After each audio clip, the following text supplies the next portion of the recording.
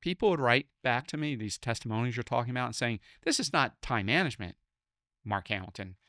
This is a whole new way of life. This is a whole new gift of success that you just gave me. It's not just time management. It blows every time management system out of the water. But you've just given me a way to be successful in life. That's my self. I call it the self-capture. That's Neothink at that level, the self level. Then, okay, remember I told you Neothink is limitless. Did I stop there? Hell no.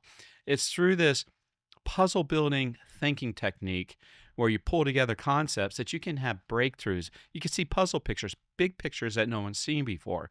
And as you know, I've had many of these breakthrough puzzle pictures throughout my life, forming new systems for personal success, business success, world success, civilization success. So do you teach people how to have these breakthroughs and think in Neothink, or do you share your systems? I actually do both. I share my systems. I give tools and techniques so they can do it themselves. So that's, it's all inclusive when they get into my books. But in my podcast here, we'll talk a little bit about how to do this, how to pull together a Neothink puzzle picture, to pull just out of left field, pull out a new system that no one's seen before. We'll cover, should we cover maybe 3 or 4 big ones in today's podcast, would you say? Yeah. On today's podcast, you're gonna share with everybody how to do Neothink. Sure. Or how to Neothink. I'll give you just a little example. By the way, Neothink can start at small levels, and then it's limitless thinking. So there's no limit. Perceptual thinking, there's a percept and a reaction. Very limiting. Too many people are stuck in perceptual thinking. Then you have conceptual thinking, where it brings together percepts into a concept. And in fact, let me just run through a little example that just happened to me today. In this shopping center where there's 2 big anchors, there's a big grocery store, chain grocery store, and there's a big chain drugstore. And in there, and you can walk back and forth between the two, are several shops and little restaurants. And one of them is a baker, right? Now, I've visited this shopping center for years and years. Never have I ever stepped inside the bakery. So let me just describe the customer acquisition for this baker, at least for passersby, right? For foot traffic. There's a stucco front, bland tan stucco, and at the top, bake shop. That's it. So for customer acquisition, I will call that a C-react, a perception. Here's a sign, please come in, right? That's perceptual thinking, very limiting. Now, let's raise that to the next level, a conceptual thinking, pulling together a concept. So let's say the owner of the bakery says, let's pull together this idea. When people walk by, they'll see the sign bake shop, or we can put a monitor in the window that shows some of our delicious baked goods, cakes, bread, croissants, and maybe they can show them making it too, and just a visual that would turn the passersby head toward the bake shop. So that's a concept that you can come up with and put a monitor in the window. They don't have that, but I'm just saying that could be another level of thinking for customer acquisition. But then you can go even beyond that and start pulling together concepts together into like a puzzle picture. And here's what I suggest. And by the way, the only reason I walked into the bake shop today is because the holidays are coming up. And I thought, well, let me go see what kind of baked goods they have for our holiday parties here at our house. So here's another level, and I think about these things all the time. Whenever I go into a business or some kind of commerce, my brain just automatically goes there. Well, they could do this, this, and this, and this, and pull this together and have a much more powerful, whatever it might be, business or customer acquisition or efficiency within the business or restaurant or whatever it might be. My mind just always works that way. So I start thinking, well, gee, this is when I walked in, there were two people, two employees inside that bake shop, and they had beautiful cakes and baked goods and very impressive once I walked through the door. But the customer acquisition is terrible. Now, so what if they put up a monitor doing what I said? And what if they said, well, why don't we, with all of these hundreds of customers who are potential customers who walk by every day, why don't we get them to smell what we have in here? Let's get some of that fresh baked bread and get some vents and maybe some vents and fans that get that right out there onto the walkway in front of us. So it's like that cartoon Popeye when Wimpy smells a hamburger, he goes, right? And when you smell that fresh baked bread or the cakes being baked, you go in. There's another concept to customer acquisition. And so now you got two concepts coming together.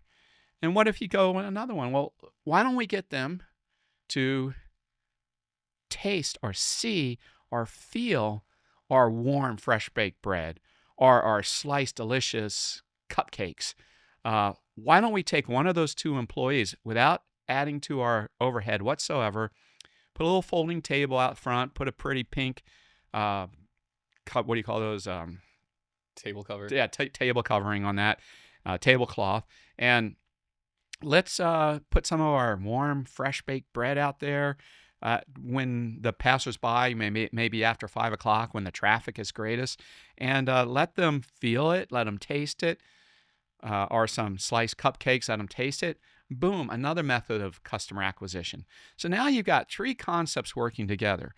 And if you go through that experience, this is just my vision, right? If you go through that experience, if I'm walking from Vons to CVS, and in between that walk, I smell, I see, I feel, I taste, the odds are probably 95% greater I will walk inside that beautiful bakery. It's been there for years, and today is the first time I ever walked inside that. If you had the other things going on, I would have been in there years ago. Probably the first time I walked by there, I probably would have taken a trip inside just to see what it's all about. And so that's like applying conceptual thinking. It's more than conceptual. It's starting to pull together concepts and forming a new system. That's what I just described is a new customer acquisition system set in place through bringing different concepts together. Okay, so each one of those things was a concept. Correct. And then you bring those concepts together, and those concepts Created made a system. That's right. A new system, a new picture, a new puzzle picture. I could never get out of my head that picture I just described to you. It doesn't exist, but just my description of it to you, it's in my head. So if they actually had that in reality, that would always be in my head. Whenever I go in the grocery store, whenever I go in the drugstore, I will have that picture of that bake shop, that customer acquisition in my head. Your example was pulling together those concepts. But Yes. I mean, isn't that simple? Isn't that common sense? I mean, just put up a screen, blow your scents, and then give samples. I mean, is that really Neothink? Well, it is, and that's the beautiful thing about Neothink. It can start with something so simple as what I just described. But stop and ask yourself, there's things like that all across our horizon throughout our life. For example, you'll read articles, you'll read online, you'll read that you can do this or that to greatly improve your health, right? And you read it and you say, that's great, that's interesting, but then do you actually go and do it? It's surprising how you don't follow through, right? Yeah, most people don't. And they'll just go the rest of their life or many years without doing any of those health techniques. That's just one example. Well, same thing here with the bake shop. It's such a simple idea. Now, if I just walked in and said, is the owner in? And just described to him what I just said, he might say, well, that's a great idea. Would he actually follow through on it? I don't know, one way or the other. If he were smart, he would. But that's the thing about Neothink. It is liberating. It's powerful. It's very simple. But so many people just let simple things go and don't act on them. So that's a key element to Neothink. As you develop these puzzles, you need to act on them, and most people don't. Just ask yourself something very common in your life, say your health. Do you act on what you know is good? Simple ideas that are good. You just don't, you go years and years and you don't act on them, Right. right? Until So your then, health is in jeopardy, then you might. so what's the solution then? Well, the solution is ambitious people who want to improve their life. This is the way. And it's not just that level of simplicity. Uh, let's take something like uh, McDonald's. And you had a lot of your fast food chains operated just a certain way. But then you had the McDonald brothers who really figured out how to apply a perfect division of labor within their McDonald's. And so they were able to serve more and advertise more, and they had an extremely successful business going. But they stopped there. They were at a Neothink level. They put together an actual little assembly line right in their McDonald's, so they could create more foods. The foods could be fresher, and they could serve more people, and they could advertise more and word of mouth too. So they had risen with Neothink to this level. Then Ray Kroc comes in, and Ray Kroc has that limitless Neothink method of thinking mindset. So he comes in and he says, we can spread this to other cities, to other states, to around the world, because he saw what they had could be replicated. Now, that's an actual very prominent technique in my Neothink writings is how to replicate, because you get these tremendous setups like what I just described to you with the bake shop. And once they're really rolling, you can start replicating. That's how it's limitless. So this is what McDonald's did. They went from a little fast food, got very successful, fast food, then the McDonald brothers, then Ray Kroc just took it to limitless expansion all across, not just the state, not just the country, but all across the world. So Neothink is limitless thinking. Limitless thinking, yes. And so where are most people? Are they capped? Unfortunately, most people are stuck in the perceptual level. They go to work, they're given these set responsibilities. By the way, part of the problem is not just the person themselves, it's the structure of the business. And my new systems break through all of that. It breaks through personal limitations, it breaks through business limitations, it breaks through worldwide limitations, it breaks through civilizations limitations. This is because I started at this level with Neothink and I just kept going. It's limitless, as you'll see. I guess we'll talk some about that today. And so your baker example, Yes, they're capped. they're capped. They're capped. That little bake shop has been there for years. They don't have a second one. They don't have a third one. They don't have 100th one. They don't have 1,000 of them. They just have that one, and they'll always just have that one. Because they don't have Neothink. Right. They're stuck with perceptual thinking. Let's put a sign up, bake shop, and that's it. So then where does it go from there? I mean, putting up a monitor, then blowing the scents and doing samples. Well, then you get a very successful customer acquisition. You start making money. It becomes a cash cow. And when it becomes a cash cow, you say, well, I've got one here on the east side of town.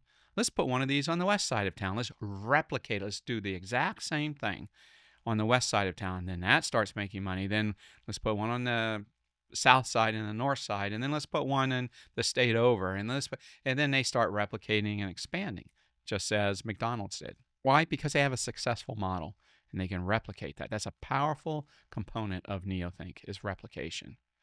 And then it just keeps going from there, right? Keeps going. And it even goes beyond that. You know, you can get involved in philanthropy. You can get involved in other social issues. And I don't mean DEI or ESG. I'm talking about really benefiting society in very solid ways.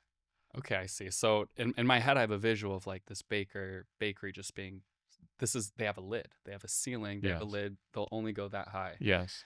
And with Neothink, then there would be no lid, and then they'd expand, and then they'd grow, and then create that system and replicate it out, grow into an empire, maybe worldwide, and then get into philanthropy, and then I guess that's limitless.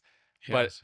But so it all comes back down and just starts at the simple level of adding that monitor. And that's the power behind Neothink. You can start at a very simple level, and then you just keep growing. You don't have to stop there. If you're an ambitious person, if you believe in value creation, if you want to live your life with value creation and start setting visions for yourself and then moving toward those visions, it is limitless.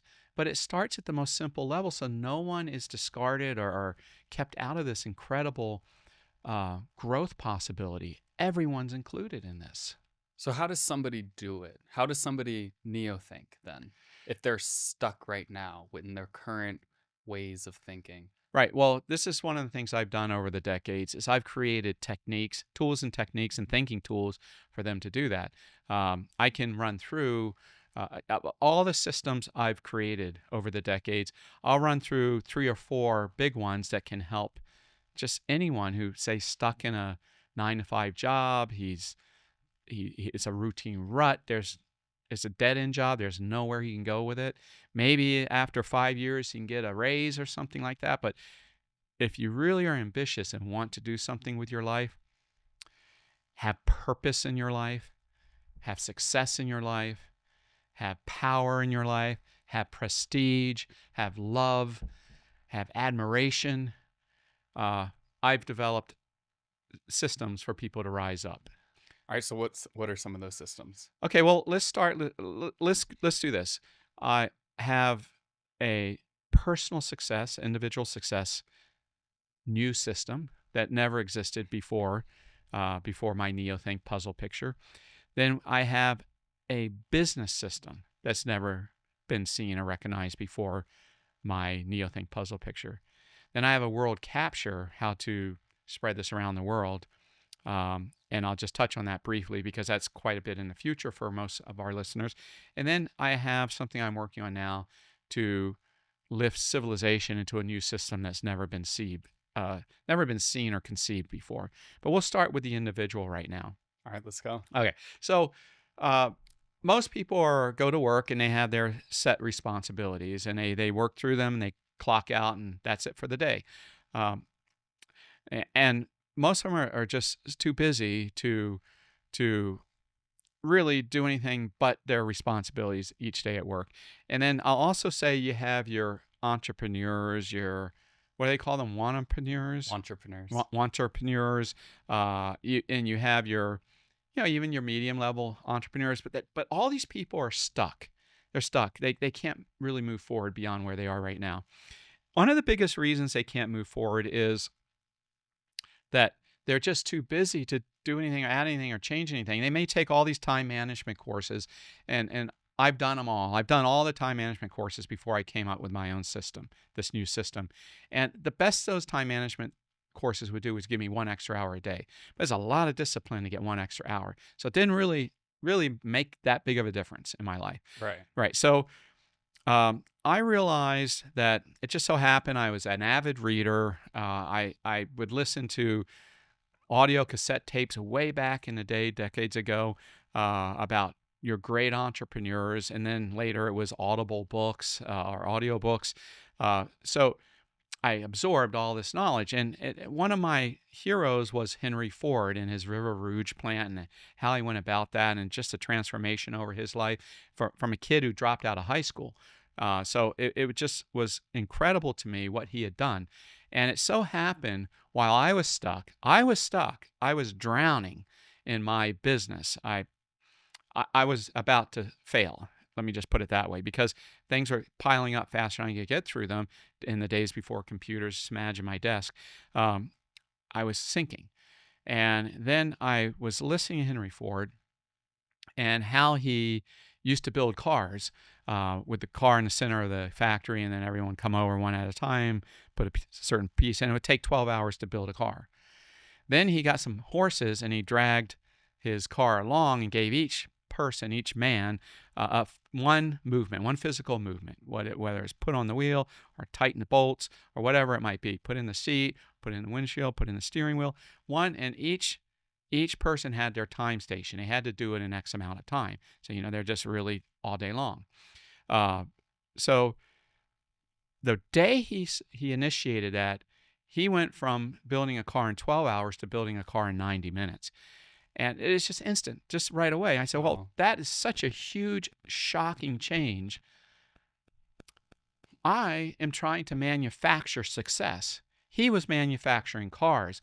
I'm trying to manufacture success.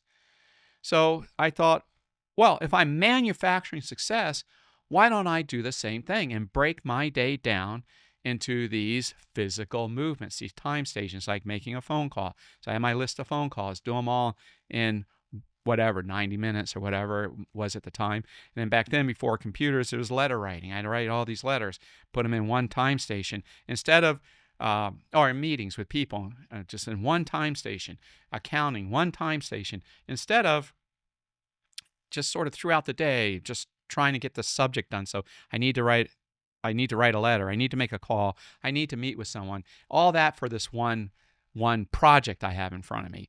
So I began to realize, wait, if I just pre-planned all of this Sunday night, pre-plan my week, then I can just put everything into these physical movements. Well, just like Henry Ford, my productivity went up eightfold. It was the happiest week of my life when I discovered that. All of a sudden, I knew I was not going to lose my business. I was going to be successful. And now the question just became, how successful? So it was a wonderful experience. But here's the challenge. I was done with my work, my whole week's worth of work by Monday afternoon or Tuesday midday at the latest. It was unbelievable. By all your week's worth by Tuesday, or Yes. sometimes Monday? Sometimes Monday. So here I was. Before, I was so busy trying to just maintain my work that I had no time to think about anything in the future or what I might be able to do to improve my business. So you were capped. I was capped. So now, all of a sudden, I said, well, I have all this time. What do I do with it? I started thinking. And then, as I started thinking, well, I can start thinking about my business and what I could potentially do to improve my business, because now I'm all done with my work by, we'll just say, Tuesday midday at the latest. So now I discovered another system of thinking I named power thinking. And what that was I would get visions of what I could do, projects I can do. And remember, before, I could never even think about projects. I couldn't even think about them. So I didn't do any projects other than maintain my work. But now I could think about projects. What projects can I do that would improve my business? I would have these projects, and then I would, when you're thinking of projects that you can do to improve your business, you're actually beginning to think into the future. You're thinking into the future. But here's the thing. I learned a technique, a new system through Neothinking, how to pull that future right down to me today. And it was very simple. Once I did my Neothinking, my concepts, I had my future project. I broke it down because it was easiest to do it this way. I would say, okay, in order to do this, what step right before it would I have to do? Right before it being this. So I would write that down. There's the step there. Then this is the only way you can do it. If you try to figure out the steps from ground zero up to that, it's not going to happen. But you have this vision out here. You say, okay, well, to get from here to here, what immediate step would I have to do? And then what immediate step, just to make it easier, I'm going to say one project I had was my publishing company. I've realized if I mailed from the UK into the United States my literature, I could have a huge boost in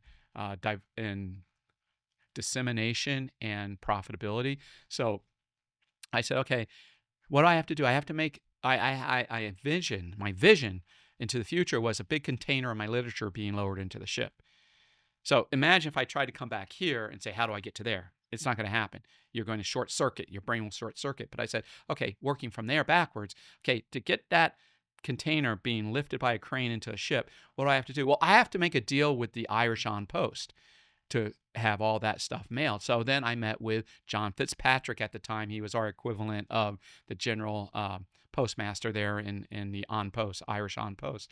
And then I said, okay, from there, I have to work the next step back, how to get my literature to that location. And so then I had to start looking at the shipping and working my way back. Who's going to print that? Okay, there's some great printers in England. So I worked my way back, and who do I have to meet with, and so on and so on. All the way to the present, like, who do I call now? Because that's usually the first step. So I broke that all down, all those steps, and then I broke those steps down into the tasks to complete them. And those tasks turn out to be physical tasks. So now I had my physical movements in my mini days, called the mini day system. And then I can plug in these tasks from the future right into my mini day. And remember, I get through those mini days 8 times faster than anything else. So by the end of the week, I had 23 projects in motion through this new system, what I call the mini day power thinking team. I call them mini days because I considered each physical movement a day in itself. Starts on time, ends on time, deadline pressures. So I had this incredible system. When I released this system, people would write back to me, these testimonies you're talking about, and saying, this is not time management, Mark Hamilton. This is a whole new way of life. This is a whole new gift of success that you just gave me. It's not just time management. It blows every time management system out of the water. But you've just given me a way to be successful in life. That's my self. I call it the self-capture. That's Neothink at that level, at the self level.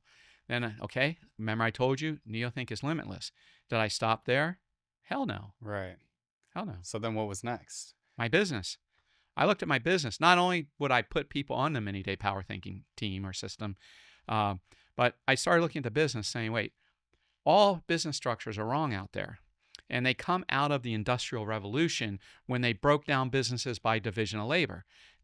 Because during the Industrial Revolution, they saw how much greater efficiency that was. But I always say that division of labor is and should have always just remained with manufacturing. By the way, my personal schedule is manufacturing success. That's why that's division of labor. Break it down to the physical movements, just like the assembly line or Henry Ford's assembly line, right? So manufacturing does not involve the brain. In fact, that's why Henry Ford had so much turnover. He had to pay his employees much more than average companies to keep them motivated, because you're just, it turns out nowadays that's for robots, right? Mm-hmm. That's robots. But back then it was men. So, all right. So here I am looking at my business saying, all businesses are broken down by the division of labor. You have the mind and the body of the business. The mind delegates the body. The mind says, I don't want to do all these physical tasks, so I delegate it. And you look at most businesses today, medium to large businesses, and they're full of departments, full of specialized jobs. And that's because the body of the business is delegated down. And delegating will kill a business because it just becomes a big bureaucratic mess over time. And then you get the hatchet men who come in. You hire these hatchet men, these T. Boone Pickens back in the day, T. Boone Pickens and other hatchet men back in the day, Carl Icahn and others.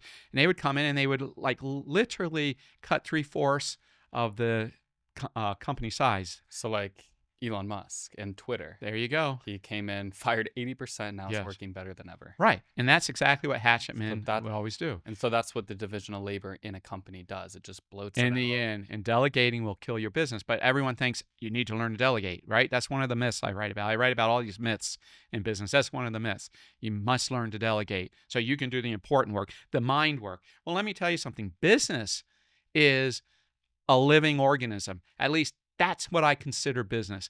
Each company is a living organism. And if you take a living organism and you try to cut it off right here and separate the body from the mind, it's dead. It's dead. It may live for 3 or 4 seconds, but it's dead, right? Or a cockroach a week. Right. There you go. So I realized that Neothink perspective, that you need to keep the mind and the body together. That's business. That's not manufacturing. That's great in manufacturing. You go ahead and do that division of labor. But as a business, division of labor is probably one of the biggest scourges of businesses, of holding businesses back for the past 100 years, the division of labor. And I write about this in my books. Now, so I came up with a completely new system. First, I asked myself, what is the essence of business? And after pondering that for a while, I realized that the essence of business is creating and bringing values to the world. That's what business is. It's offering you a value. It's offering you values that you can buy. It's creating and bringing values to the world. That's the essence of business. Now, what's the purpose of business? The purpose of business is to make a profit, right? It's going to bring you values for a profit. So I started looking at my business differently. Instead of looking at it as it was up to that point in time, I did like everyone else did. I just delegated. And as a matter of fact, because of that, I could see that the many-day power thinking team was not really going to work because of the type of following just routine ruts that my people had. So I said, we need a new business system, and one where every person working for me is to have a piece of the essence of the business. In other words, a piece of the business that they can create and expand the value. So you're turning every employee into actually like to grow the business rather than just do their tasks and maintain it. You're right on there with that, Wallace. That's exactly what I decided I was going to attempt to do. And then I went further and I thought every person working for me must have purpose. They must have purpose. So what is the purpose of business? Create values. That's the essence of business. Oh, to make money then. Correct. Yeah. So I started thinking, I need to break my business down by areas of purpose, is what I called them. Areas that can make money. And by doing that, every person working for me would have a piece of the essence, a piece of making the business money. Making the business money and the ability to create and bring value to their area. Areas of purpose. So I looked at my publishing business and said, okay, where are areas where they can make money? This is the way you go about it. What are areas that can make money? And I started saying, well, areas that make money more or less reduce down to marketing areas, like space media at the time. That's advertising, papers, newspapers, magazines. It's, going way back. Today you have online marketing. You have direct mail marketing. You have database marketing, marketing your own customers. And there's all different levels in there. You say, well, how many people? That's only like 5 or 6 areas. Actually, my company was more like 12 areas. But then as it grows and grows, and it will grow, and it will grow rather quickly. Then you start breaking those, keeping those areas of purpose, but you start doing different projects. Like, let's just say online, everyone's familiar with that. You could have Facebook marketing, you could have YouTube marketing, you could have different product type of marketing. So you can infinitely break your company down, but always with that in mind, giving each job purpose and a piece of the essence of the company, the ability to create value and expand on the value that's there, and to have purpose, the ability to make money. Now, here's what happens when you do that. First of all, you don't need a hatchet man, because you're going to need far, far fewer people working for you. That's number one. And I'm living proof of that. I've sold $350 million of my books with a handful of people using this system. $350 million. I didn't have a big publishing, and we have had big publishing companies. At one point, we had Warner Brothers as a publisher for us. We had Crown Publishing. But when I've learned this system, we didn't need them anymore. We did it much better ourselves with these people who had areas of purpose through my division of essence. Now, this is a whole new business system out of left field. No one ever conceived of that before. They were all stuck in the division of labor up until now, and delegating, not replicating. And replicating, I won't get into that today, but that's a whole way to do this division of essence. So now I have a whole new business system that, with far fewer people, with far less payroll, far less drama, you can build a huge company through the division of essence. Okay. It's a new system. And so this is Neothink. Yes. So you started with your personal self, just like kind of Thinking. what's right in front of your face. I was thinking, yes. That's were where I here, started, yes. And then you use Neothink to then break out of that and go to the next level. Right. And by the way, where I started, everything was perceptual thinking. A paper was put on my desk before computers. I'd have to pull it and deal with that paper. Perceptual thinking, one at a time. Okay, go on. Okay. So then you figured out, use Neothink to figure out a system to overcome that. And then you got to the next level, which is your business as a whole entity. Yes. And you created a system for that, which is what you call the division of essence. And then so like Neothink is limitless thinking. So then what was next? What was next is capturing the whole world, what I call the world capture. So I had the self-capture, the company capture. Now it's the world capture. And I developed, without getting too deep into the weeds, I developed something I call a company without a country. Without explaining all that, the end result was me selling my books in 140 countries around the world in 12 languages through my World Capture. It's a totally new system on how to have a worldwide business. So that's where I went next. And I didn't stop there. So what was next? Okay, so you did that. Now what's next? So, okay, so we have the individual, we have the company, we have the world. Now I started looking at civilization itself. And I said, civilization is not right. But I could only say that because of what, at that point in time, I had experienced through my business. All the regulations just jumping on my back, all the risks you had to take with the government on your back, all of the retardation of progress because of regulations here and in that country, in this country, in that country. And so my Neothink mind began saying, well, wait, why am I being held? Why is the energy sector being held back? Why is capitalism being held down and held back like this? Why? That's just all part of Neothink. Just having a curious mind and asking what are actually obvious questions once you get to that point that you can ask those questions. So I had reached that point where I could ask that question, what's wrong with the world?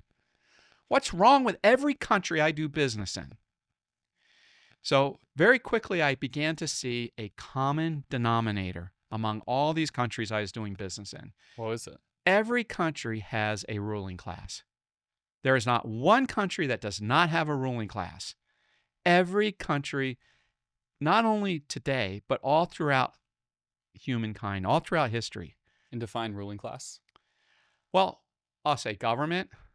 I'll say Yeah. media that's hand in hand with the government. I would say white collar hooks, that's big businesses that are revolving doors with the government. Even big pharma now. These are the ruling class. And they block out competition by government created monopolies. They hard stop progress. My father was a profound scientist at DuPont back in the day. They had a cure for cancer. Was killed by cost prohibitive costs by the ruling class. By their regulations put on DuPont, the world's largest chemical company. Even they couldn't overcome the ruling class regulation, cost prohibitive regulations. So they dropped the project. So that's what I'm talking about. I started looking around saying, why do we accept this? Why is it this way? And my Neothink brain, that mind that just sees wider picture, said, maybe that's just because it's the way it's always been. Then I started asking myself, well, why has it always been like that? And the answer I came up with, there are people who want power and money in a very shortcut, lazy way. Politicians. They get elected, they walk in with worth $50,000 or $100,000. They walk out like Nancy Pelosi, worth $200 million. So lazy, they get voted in through some nice social interaction, and they're have the gift of the gab. They can out-talk other people. They're smart. They go to universities and get a good education. They can out-talk their opponents, so they get elected. And then, boom, all of this ruling class crap that makes them rich and wealthy and suppresses and holds back the real geniuses of society, the real value creators. So I started realizing that's wrong. That's not the way things should be. But no one realizes that because it's the way it's always been. They don't realize there is another way. And what is that other way? Well, I've started a new country now called Immortalis with the new way. And what I've done is this. I say, okay, this is what I've done. This is how I got here. I said, what allows a ruling class? What allows it? Initiatory force. It gives the rule of man the power to rule over us. Initiatory force, as opposed to self-defense force. Government should be about self-defense force, but they go beyond that parameter into initiatory force, such as regulations. Initiating force, you do this, or you pay fines, or it's criminal and you go to prison. Right? That's initiatory force. And the government somehow, all government somehow, has this ability to use initiatory force on its people. And that's their secret. That's their sleight of hand. And it's always been that way, so people don't see that. They don't realize that that's not necessary and that it's damaging to humankind because they've never seen the alternative. So I developed a law, I call it the prime law, that removes initiatory force, it banishes it throughout all society and throughout government, throughout the ruling class itself. And So the government has no power, really. that's right. So what happens then? It becomes a mutual value exchange.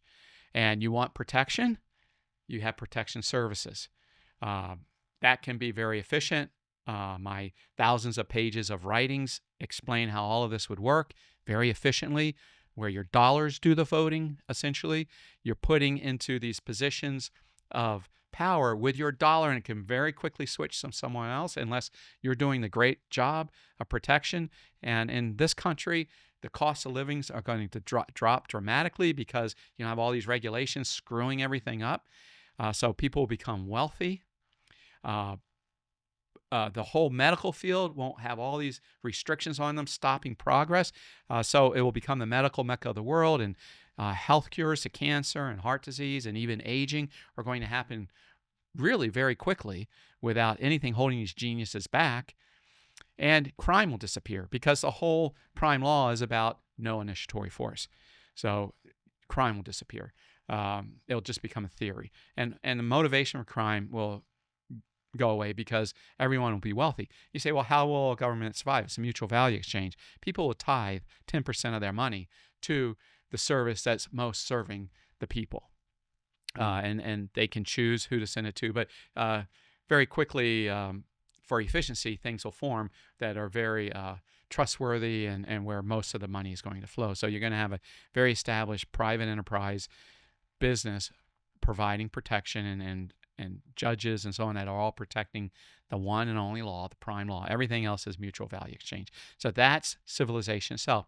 And that's my next big step. I've just started. I've launched this digital country with the concept and idea of, in the big picture, the big Neothink picture, to get land eventually and have sovereignty, to become the medical mecca of the world, to have people live wealthy, healthy, and in peace, and to eventually cure aging and death so we don't have to perish. Our consciousness is too important.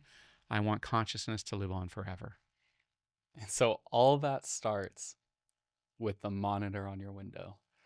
That's right. For a baker, or in my case, it all started because I was out of control and I was about to go out of business.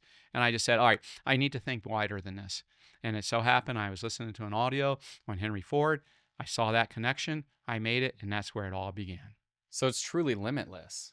Like I see what you're saying. You started here right in front of your face. You got control over your papers, your tasks, your work. And then you grew that more, and you didn't stop there with Neothink. And then what's the next step? Your entire business. And then what's the next step? Then you grow that into an empire. Then what's the next step? You grow that into a worldwide business. And then what's the next step? Oh, wait, let's take a step back and look at society as a whole. Now, what's the next step? And now you're creating Immortalis, a digital country. And then what's the next step? Curing aging and death. Biological immortality. And then let's not stop there. I would probably join Elon on interplanetary, traveling to Mars and beyond. And then what next? Then we will find out, right? We will find out when we reach. Remember, I couldn't figure that out about civilization until I got to a certain level, to the world capture discovery, I call it, with my business. And that's when I began to see these common denominators throughout the different countries. So when we get out there into interplanetary exploration, we will learn and figure out what's next. At some point, I want to tap into the universal computer, which I believe all conscious civilizations out there that have surpassed their nuclear decision threshold have poured their information into. I really look forward to that day. And by the way, we are right at the threshold now, the nuclear decision threshold. And let's just all hope that we get past this so we could move on and join the civilization of the universe, other advanced civilizations throughout the universe. So for the people listening right now, what would you say? What should their first step be? What should their where you started getting out of control with your papers rising up? With that baker, it could be putting the monitor up. For the people listening, what is their first step into Neothink, into limitless thinking, for them to get to this point eventually? I'll tell you that just in 1 second, but I just want to recap what just happened here. What just happened? So I was out of control in my life. Just like most people listening to this want more control. They feel out of control. I know that most people feel out of control just through all my extensive contacts over the years, people I've helped in our communities and my Neothink Club, which has 2 million people. So I know that most people feel out of control, the vast majority. Okay. And so did I. That's where it started. And look at what we just finished up with me talking about joining other advanced civilizations out there who have surpassed their nuclear decision threshold and are so advanced they're traveling throughout the cosmos and they have universal computer, and us joining them. So I went from a guy out of control, about to go out of business, to seriously with Neothink talking about joining our cousins throughout the universe. That's limitless thinking. That's Neothink. And Now, so, how do we get people started on this? yeah. And so what would somebody listening, what's their first step? First step, I would say, is to get control, to get iron grip control over everything that moves into a 10-year webinar. Because for free, you give my first big system away for free. You have found that that's been so valuable to you in your life that you are actually offering a free class on the many-day power thinking team. I think you call it how to get iron grip control over everything that moves. And I mean, that I've listened to one of your free classes, and you give it to them live so they can ask you questions and interact with you.